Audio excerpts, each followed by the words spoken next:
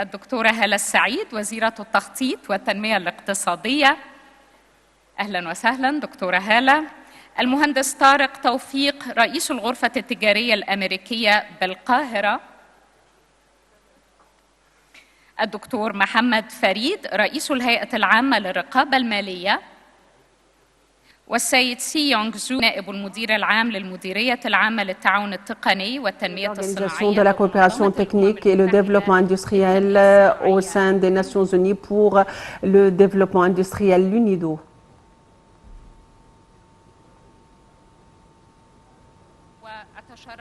Et j'aurai le plaisir de modérer cette séance.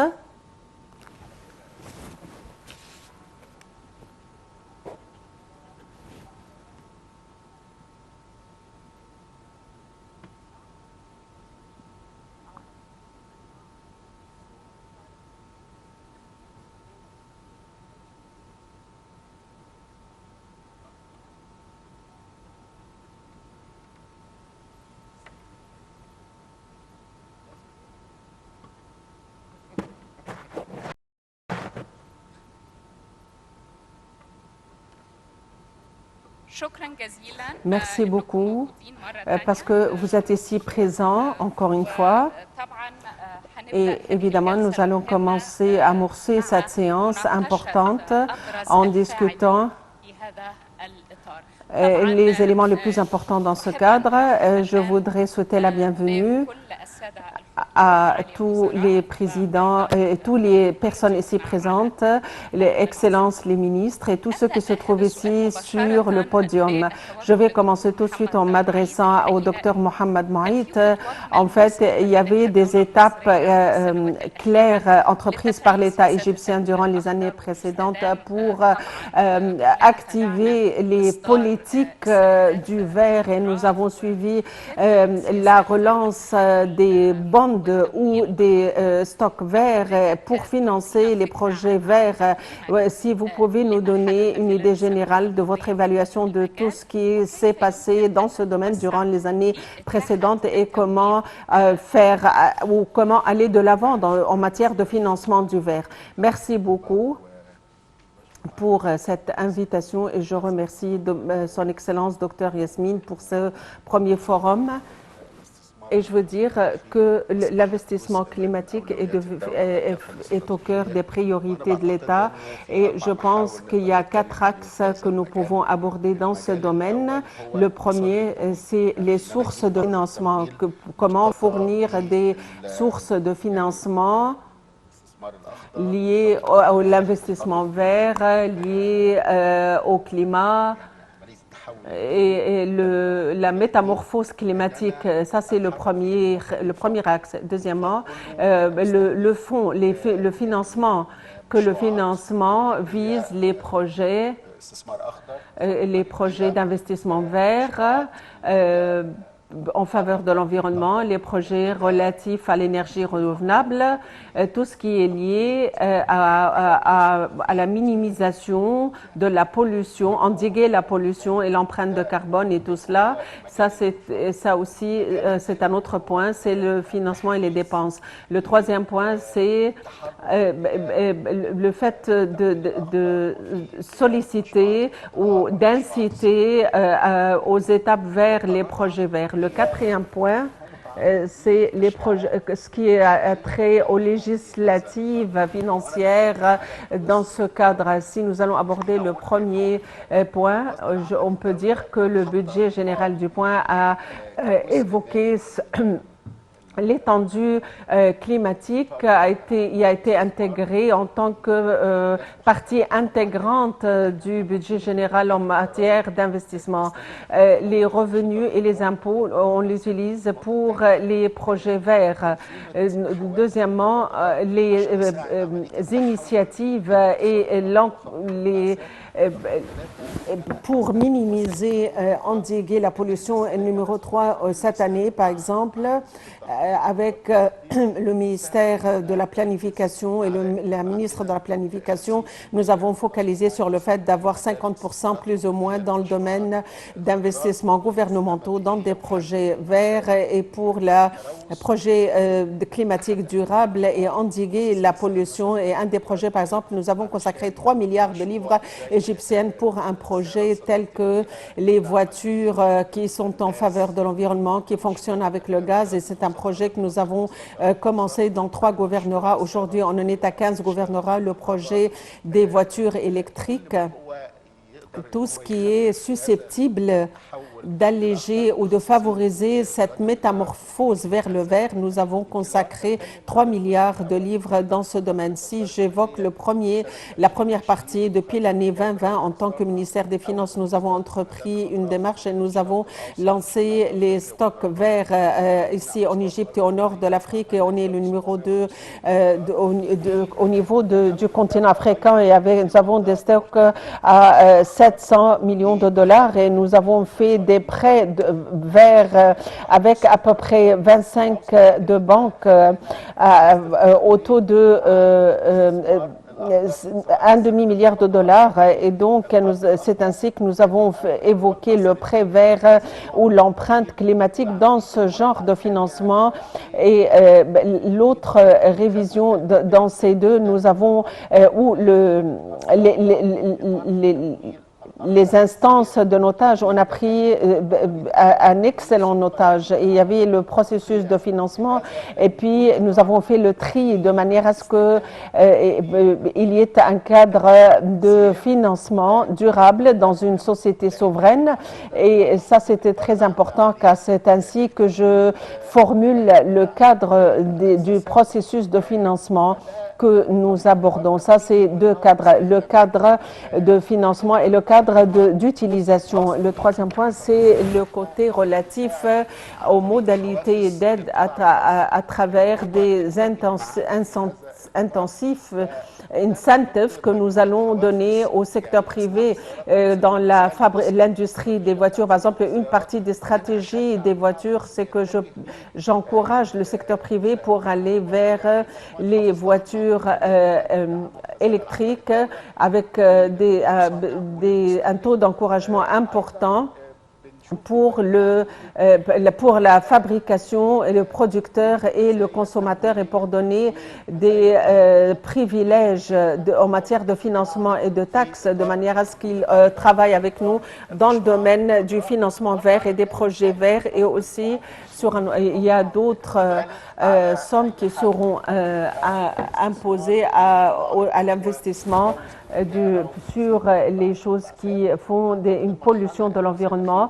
Et aussi, la dernière phase, c'est les législations. Et je pense que tout le monde ici s'oriente pour prouver que l'État, vraiment, l'environnement ou le climat législatif va sur cette voie. Et je pense que l'Union européenne a entrepris des démarches dans ce sens et que les produits qui viennent de certains pays et si ces pays ont des choses relatives à l'empreinte climatique auraient une situation en matière de douane. C'est pour ça que nous allons agir rapidement et que nos législations aillent de pair avec cela, car si on n'arrive pas à entreprendre des démarches rapides, ceci aurait des répercussions négatives sur nos exportations vers l'Union européenne. C'est pour cela que le ministère du Financement comme des instances internationales comme l'OCDE, nous voyons que les changements législatifs peuvent soutenir le processus et la métamorphose vers l'économie verte et aussi pour minimiser l'empreinte de carbone. Merci pour nous avoir donné un aperçu sur les efforts déployés par le ministère des Finances dans ce cadre et évidemment, nous savons que vous avez des obligations. Je vous remercie infiniment pour votre participation avec nous. Merci beaucoup. Son Excellence, Monsieur le ministre des Finances, le Dr Mohamed Moït. Nous poursuivons cette séance avec mes éminents hôtes sur le podium. Je m'adresse aujourd'hui vers Dr Hala Saïd, ministre de la Planification et du Développement économique. Et comme on a suivi dans les réponses avancées par Dr Marit, il y a des plans, une orientation claire de l'État vers le changement climatique et vers le vert, y compris tous les éléments nécessaires. On aimerait en savoir les développements les plans essentiels de développement économique dans ce domaine et d'investissement dans ce domaine. Merci. Bonjour. Je vais commencer par avancer les remerciements à Dr Yasmine Fouad, ministre de l'Environnement, pour avoir tenu ce forum, et ceci démontre des efforts déployés par l'État pour desservir les problèmes climatiques, et j'avance mes remerciements pour tous ceux qui ont organisé ce forum. Pour répondre à votre question, je vais diviser la réponse en deux parties. L'État égyptien, dans ses plans et ses visions, comment est-ce que l'État égyptien a pointé du doigt les critères climatiques dans ses plans futurs. Et la deuxième partie, c'est le rôle joué par le secteur privé dans ce domaine. Et peut-être qu'aujourd'hui, en évoquant ce sujet, on a dit que l'État égyptien, en élaborant ses visions, y compris la vision 2030 et dans tous ses plans de développement à l'avenir, il y a l'étendue environnementale qui constitue l'un des horizons essentiels, c'est-à-dire l'horizon climatique, sociétal et environnemental sont trois horizons importants.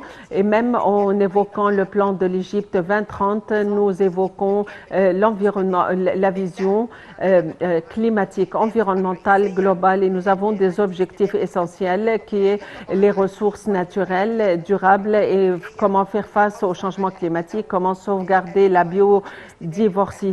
biodiversité et le système écologique, et aussi la gestion des déchets et le recyclage. Ceci en ce qui concerne le plan de développement de l'État. Et comme l'a indiqué Monsieur le ministre des Finances, nous avons des objectifs annuels pour améliorer le critère vert dans les plans d'investissement. Il y a 2 ans, nous avions 25% des projets de l'État égyptien étaient verts, et nous sommes arrivés à 30%. Et puis cette année, on en est à 40% et on vise 50% à 2025 pour parvenir à 100% à 2030. Donc à chaque année, nous avons une gerbe de critères et de résultats et que nous incorporons dans les plans d'investissement de manière à ce que nous puissions faire le suivi et parvenir à nos objectifs.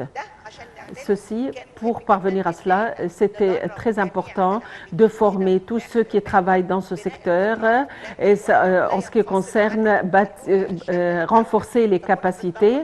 Et donc, nous avions entraîné et formé tous ceux qui travaillent dans les différents ministères comment sauvegarder ou comment observer l'étendue environnementale dans le plan d'investissement du pays, et une formation continue de tous ceux qui travaillent dans toutes les instances de l'État. Et nous avons lancé ces critères avec le secteur privé de manière à ce que ces critères environnementaux s'appliquent à l'État égyptien et soient adoptés par le secteur privé. Nous avons aussi un groupe de programmes de formation qui vise les jeunes dans une université, comme l'initiative des cerveaux verts, parce que nous avons comme objectif de sensibiliser les jeunes pour qu'ils sachent comment sauvegarder les ressources naturelles. Aussi cette année, quand nous avons passé en revue le plan d'investissement, cette année, tous les plans d'investissement sont alignés avec la stratégie du changement climatique. Cette année, nous avons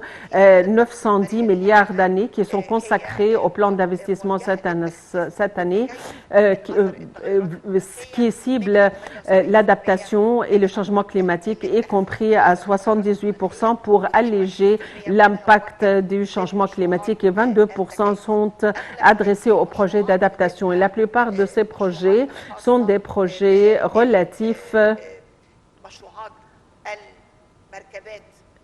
des voitures électriques ou le transport électrique comme le train rapide, le TVG ou le monorail, ainsi que tous les projets reliés à l'énergie renouvelable comme l'énergie éolienne et les centrales d'assainissement de l'eau. En élaborant ces plans, nous avons aussi évoqué le fait que nous avons une initiative de développement la plus grande à l'échelle internationale et aussi c'est une initiative Hayek Lima ou Vie décente et elle prend en considération les critères verts au sein de cette initiative. Nous parlons ou nous visons des villages durables et dans chaque gouvernorat, nous avons un village qui respecte les critères de l'environnement et nous avons commencé par le premier village et c'est le village de Fares à Assouan et qui a pris un certificat relatif à la rationalisation pour avoir des critères verts tout au long des autres gouvernorats. Ce qui concerne le premier volet de l'État concernant les plans envisagés par l'État au niveau de développement. Ici, je vais aborder le rôle du secteur privé.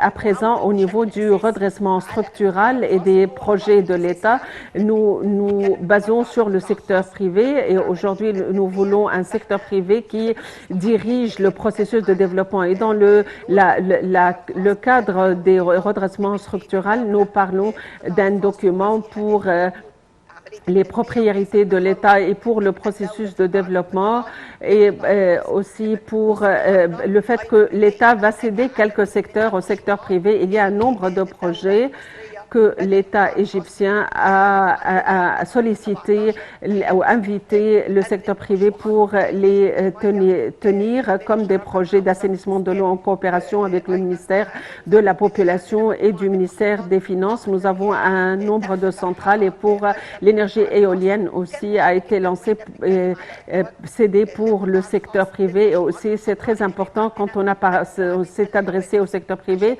Nous avons un nombre d'encouragement pour encourager le secteur privé. Nous avons commencé tout d'abord en donnant le permis d'or et le permis d'or aujourd'hui c'est un des projets les plus importants. Les projets les plus importants auront le permis d'or ou dorés qui ont des répercussions vertes ou qui ont un étendue environnemental important. L'autre point aussi, le gouvernement a lancé le Conseil national pour l'hydrogène vert pour unifier les visions et faciliter les investissements relatifs à l'hydrogène vert et dont la plupart ou dont tous donnent une gerbe de projets solidaires avec le secteur privé, avec un nombre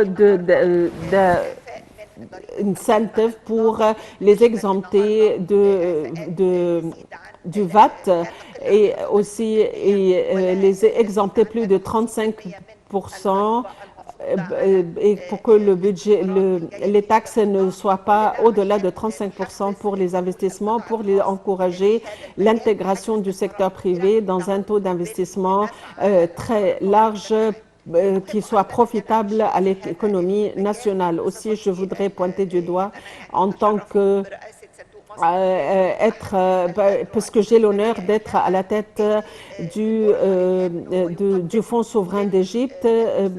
Nous nous présentons au secteur privé le produit d'investissement de secteur privé de manière à ce qu'il puisse y être intégré de manière à examiner toutes les opportunités d'investissement et offertes par le secteur privé. Nous avons fondé un fonds secondaire pour avancer des investissements et pour collecter les investissements privés relatifs à l'économie verte. Donc nous avons un une gerbe de projets relatifs à l'hydrogène vert. Nous avons 9 mémorandums d'entente ayant été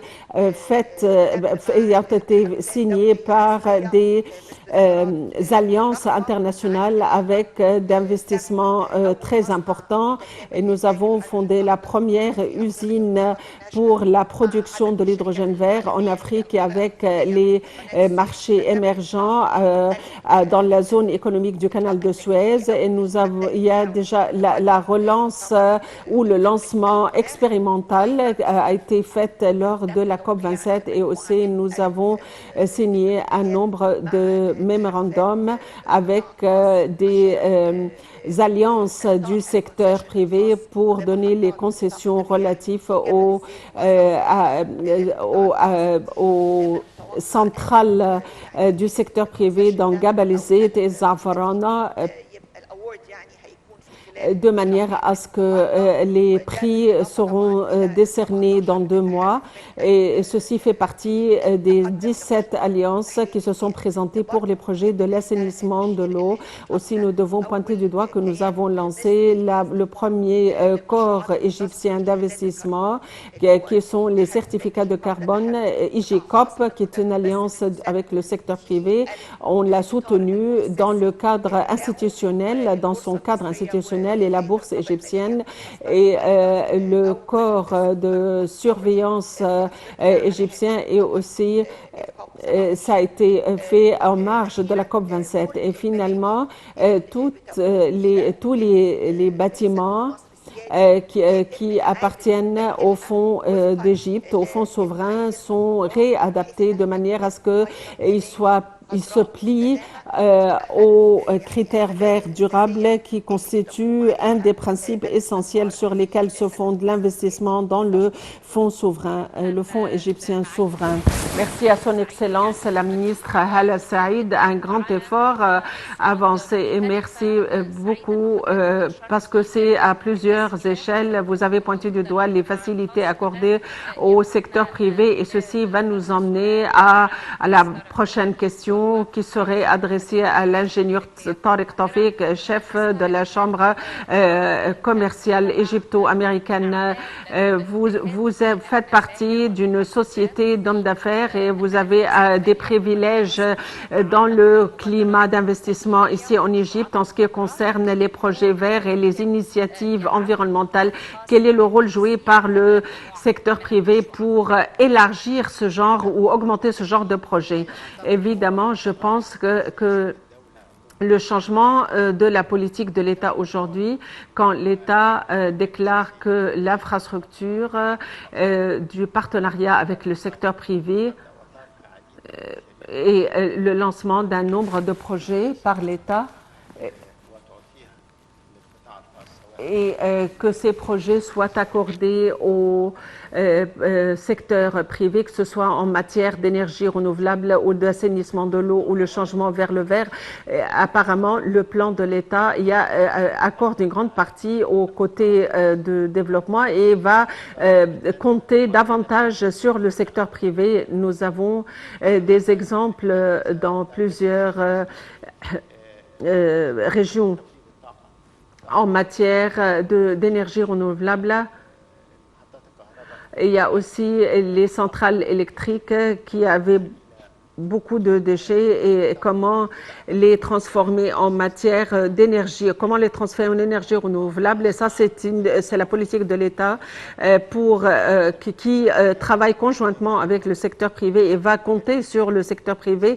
Et ça, c'est un nouvel horizon de l'investissement du secteur privé dans la période à venir. Et ça, c'est un virement décisif dans la politique de l'État. Et comme vous l'avez mentionné, ça fait partie des privilèges qui font en sorte que l'investissement soit compétitif avec d'autres États.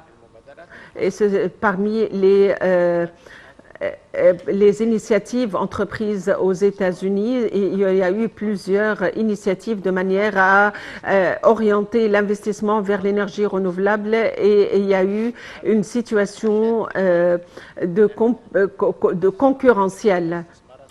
et de manière à avoir des investissements dans ce domaine. Le climat général doit être concurrentiel avec ses pairs dans les autres pays. Je pense que cette dernière initiative a donné l'occasion au secteur privé de concurrencer dans divers domaines avec d'autres pays. Et c'est une politique déclarée et je pense que nous voyons beaucoup un vrai momentum, que ce soit à travers les fonds d'investissement, que ce soit des investissements du secteur privé et aussi la technologie dans ce domaine ou dans cette direction est évoluée au jour le jour. Et je pense que la réalisation des objectifs de l'État 2030 ne seront réalisés qu'avec ou qu'à travers l'appui du secteur privé. La technologie scientifique existante à l'heure actuelle dans tous les secteurs est renouvelée au jour le jour et mise à jour au jour le jour. Et une seule partie où l'État ou n'importe quelle instance à elle seule ne serait pas capable d'aller de l'avant. Le secteur privé est peut-être capable et les entreprises, les petites entreprises et moyennes ont cette capacité et ont ces technologies scientifiques. Je voudrais juste ajouter un point quand on évoque le secteur de l'environnement. On ne doit pas seulement parler de l'infrastructure, de l'énergie renouvelable. L'environnement touche tous les domaines d'investissement, l'agriculture, le tourisme, l'énergie, le transport, tout ce qui est logistique. Car les déchets ou le gâchis dans un pays comme l'Égypte, si il est bien maintenu et réutilisé, ceci va être très profitable à l'État égyptien et ceci nécessite plusieurs initiatives de la part de l'État ou des institutions financières internationales de manière à ce qu'il y ait des fonds et de manière à sensibiliser les entreprises, les moyennes et petites entreprises de manière à concurrencer dans ce domaine avec les concession finance et le résultat va toucher l'investissement dans plusieurs domaines dans le pays et je pense que il y avait des initiatives durant les années 90 et 2000, on pourrait les réexaminer et auront un impact important dans le domaine de l'environnement. Excellent. J'ai une question de suivi, si vous me le permettez, qu'il y ait un environnement industriel et d'investissement pour adopter tout ce qui a trait aux projets verts et toutes les industries vertes. Est-ce que ceci puisse faciliter votre travail, votre tâche en tant que secteur privé? En fait, les projets verts, n'importe quelle usine aujourd'hui qui n'est pas vert et qui utilise beaucoup d'énergie, on peut le transformer en une usine qui respecte l'écosystème, les usines de ciment et le recyclage de la chaleur pourrait économiser la facture d'électricité. Je ne dois pas nécessairement avoir des projets verts, mais toutes les industries existantes, on pourrait les changer en des projets en faveur de l'environnement. Par exemple, l'Europe aujourd'hui va mettre des taxes sur le carbone sur toutes ces importations. Ceci serait appliqué à partir de novembre. Et qui va être appliqué. Donc, ceci encourage tous les exportateurs pour avoir les crédits ou les qualités en faveur de l'empreinte de carbone. Et ceci va améliorer l'aspect concurrentiel. Et ça ne va pas se limiter à un seul secteur, mais à tous les secteurs. Excellent. Je vais passer au docteur Mohamed Fari, chef de l'organisme général de la surveillance financière. Et évidemment, vous êtes à la tête d'une instance importante pour la législation ou le cadre législatif convenable à ce genre de projet. Docteur Mohamed, on aimerait en savoir plus sur les initiatives principales ou les projets de loi sur lesquels l'organisme œuvre pour les projets de développement durable et les projets verts. Je vais commencer tout d'abord à remercier le ministère de l'Environnement et Dr Yasmine Fouad pour l'organisation de ce forum.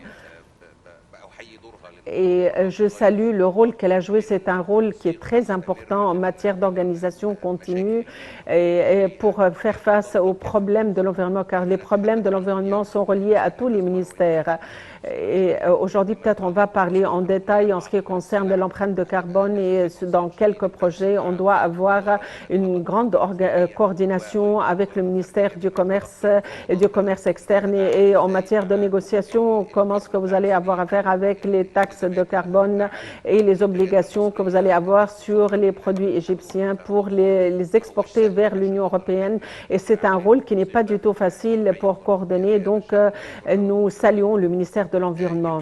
Je voudrais peut-être mettre les choses voir les choses en face avant d'aborder les détails des projets, que ce soit les législations émanées pour concorder les choses ou organiser les choses dans le domaine de l'environnement, de financement dans ce domaine ou pour créer de nouveaux marchés. Nous devons reculer un peu, prendre un peu de recul. Si nous voyons le saut spectaculaire réalisé en Égypte dans le domaine de l'investissement, notamment en ce qui concerne les centrales d'énergie renouvelable, nous voyons que le revenu, quand on a dit que l'État en 2019 a dit que l'État va acheter l'énergie renouvelable à partir de ses revenus, ce saut spectaculaire n'aurait pas été réalisé s'il n'y avait pas de revenus clairs de la part de l'investisseur dans le processus d'investissement. N'importe quel investissement, quelle que soit son étendue, que ce soit durable ou environnemental, ou n'importe quel objectif des Nations Unies, nous observons les revenus. Ici, quand on parle de l'incitation au projet, de l'encouragement de projets, on doit avoir un revenu convenable pour l'investisseur qui travaille sur ces projets, et ceci serait lié à une partie importante en ce qui concerne les certificats de carbone et leur prix. Aussi, l'autre partie, c'est en ce qui concerne le revenu, sans les connaissances, et les informations, les entreprises comme dans le domaine du ciment, c'est quoi l'empreinte de carbone de ces emprises ou ce qui émane du CO2 pour que vous puissiez envisager ces projets. Les projets aujourd'hui, ces entreprises voient ces projets pour les empreintes de carbone. Eh bien, c'est parce qu'ils ont réussi à examiner ces empreintes de carbone. Donc, ils ont dit on voudrait minimiser de 50 tonnes, de 70 tonnes, de 100 tonnes, et ça fait partie des investissements sollicités. Et si l'organisme général de la surveillance militaire a joué, ou de l'AUDI, a joué un rôle il y a 2 ans, et en 2021, deux décisions ont été prises. On fait que les déclarations en ce qui concerne la durabilité et de l'empreinte de carbone sont une obligation pour les entreprises qui sont lancées à la bourse égyptienne ou pour les entreprises qui sont reliées à l'organisme général de la surveillance nationale. Et évidemment, maintenant, si vous les observez, les opérations d'empreinte de carbone, on va fonder des entreprises moyennes et petites entreprises de manière à élaborer des plans pour les empreintes de carbone, que vous ayez des informations concernant les empreintes de carbone. Et c'est le premier point, ça concerne les connaissances. Et il y a une autre problématique que je vais relier aux étendues internationaux, les déclarations reliées aux déclarations concernant les empreintes. Il y avait plusieurs critères et méthodologies connues par les spécialistes qu'on appelle le DFC ou le CFD ou le Global Compact. Nous avions des stratégies concernant la durabilité.